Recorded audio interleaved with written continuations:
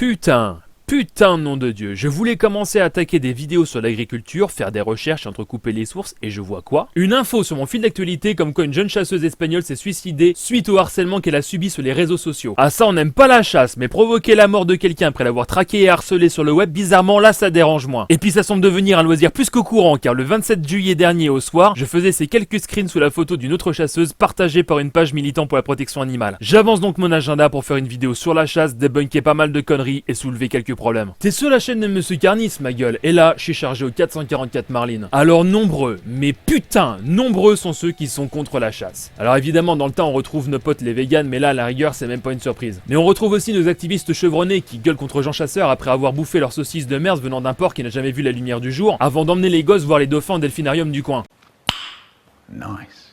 Surtout que les chasseurs souffrent d'une belle image d'Épinal, où dans tous les médias, on s'est toujours efforcé de les faire passer pour des gros cons. Ouais. Les gars, on va décamper là, parce que si c'est tard. Allez, on y va, Il allons-y. n'y a pas que ça à faire. Allez, On les gars. Hey, Can Louis. Moi j'arrive.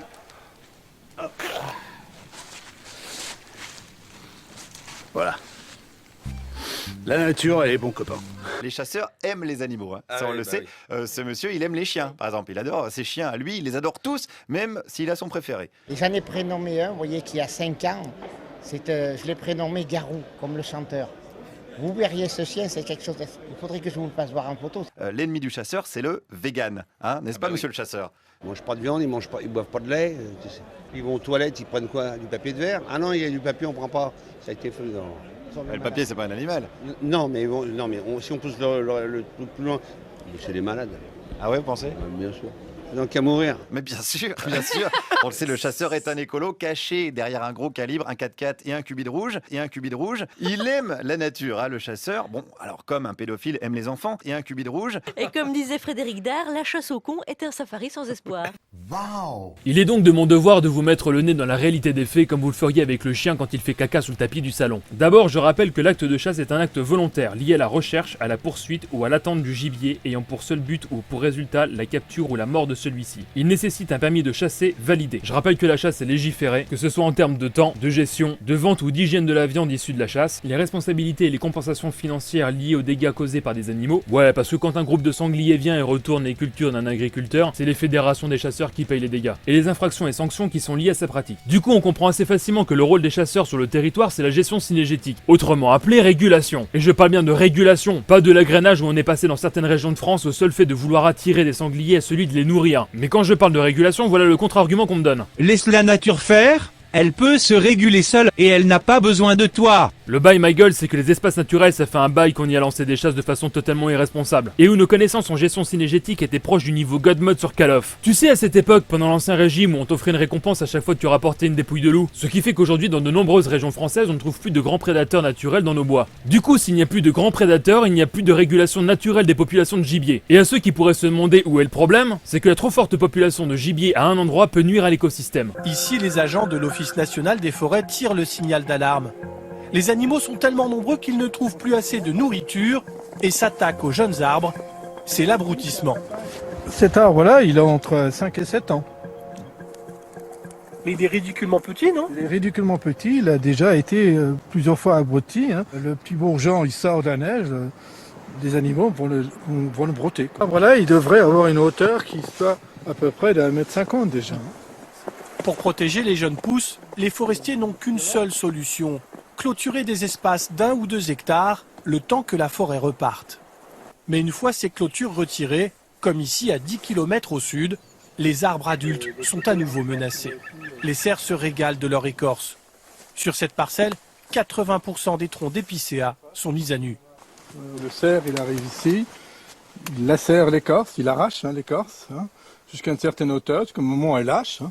Donc il la consomme. Des champignons envahissent alors les troncs écorcés. Le cœur des arbres pourrit sur pied et le bois n'est plus assez solide pour servir de matériau de construction. Sur 4 mètres, cette portion de bois n'est pas utilisable. Il ne vaut presque plus rien. On peut dire que c'est zéro, quoi. On pourrait penser à une nouvelle lubie des chasseurs. Le bail, c'est que ce problème a déjà été soulevé et étudié depuis de nombreuses années, comme en témoigne cette étude de 1963, ainsi que d'autres liens que je mettrai en description. Tout ça pour démontrer qu'il est important de réguler, car en absence de grands prédateurs naturels, les populations de cerfs augmentent de 25%, de chevreuils de 35%, et les populations de sangliers doublent en une année. Alors on pourrait imaginer en alternative de la chasse la réintroduction de grands prédateurs. Mais le problème par exemple avec le loup, c'est que même si ça prend dans certaines régions de France, il reste assez craintif de l'humain, ce qui explique qu'il ne va pas dans certains massifs forestiers, ou qu'il ne s'implante pas dans d'autres régions de France, car le paysage est trop campagnard avec des bois qui sont trop petits. Sans compter que leur réintroduction fait gueuler pas mal de monde, des gens qui vivent dans des endroits où les traditions pastorales sont très ancrées, ou les bergers qui se font becter leurs moutons, sans compter que les loups, ces connards, n'éteignent pas leur clope avant de les balancer dans les forêts. Je te parle même pas des ours bruns et de leur barbecue sauvage pour pouvoir faire griller des marshmallows, tout ça pour dire que le paysage en France, ça n'a rien à voir avec Yellowstone. Mais pour pouvoir mieux vous rendre compte de l'impact que peut avoir la présence d'un prédateur sur son gibier, je vous invite à regarder la vidéo Comment les loups changent les rivières. Mais en attendant une meilleure gestion des espaces consacrés à l'agriculture, à la sylviculture et à l'élevage, et la création de parcs et de réserves, parce qu'il faut pas se mentir, des espaces sauvages en France à part en montagne, il n'y en a pas des masses, la gestion synergétique dans les espaces naturels reste nécessaire. Car comme je l'ai déjà dit, il n'y a plus de prédateurs naturels, plus de sélection naturelle, ce qui peut entraîner des faiblesses dans les espèces, et donc plus de régulation de population. Mais en tant que chasseur, je voudrais soulever quelques problèmes et proposer quelques idées. Je me demande pourquoi la chasse en battue est un mode de chasse majoritaire, alors qu'elle a pour particularité de réunir beaucoup d'armes au même endroit. Et il ne faut pas être un génie pour se rendre compte que plus on met de flingues dans un endroit, plus on risque d'avoir des accidents. Le truc c'est que quand le gibier sort du bois, il est en totale panique parce qu'il est poussé par les rabatteurs, ce qui fait qu'il se crée un feu de l'action, où parfois dans la précipitation les accidents peuvent arriver, mais où également l'identification du gibier est beaucoup plus compliquée, surtout chez les espèces dont le dimorphisme sexuel est peu prononcé, alors que les chasses à l'approche et à l'affût permettent de mieux analyser l'environnement, ce qui permet de mieux prévenir les dangers et de mieux sélectionner le gibier, tout en sachant qu'on a plus le temps de faire feu, ce qui améliore la précision, afin de ne pas rater ou blesser inutilement le gibier. Autre point, le permis de chasser est valable à vie. Pour chasser, il suffit simplement de faire votre validation annuelle. Le problème c'est que tout ça ne prend pas en compte la santé physique ou mentale du chasseur. Et à partir du moment où on laisse des armes à des personnes sans réévaluation derrière, je trouve que ça pose problème. Voilà, du coup si on pouvait bosser un petit peu là-dessus, ce serait pas mal. Voilà, c'est tout pour moi. Mets un pouce bleu si t'as kiffé ta dose de réinformation, et mets un pouce rouge si t'as toujours pas compris. Et comme disait Frédéric Dard, la chasse au con est un safari sans espoir. C'était Monsieur Carnis, ciao.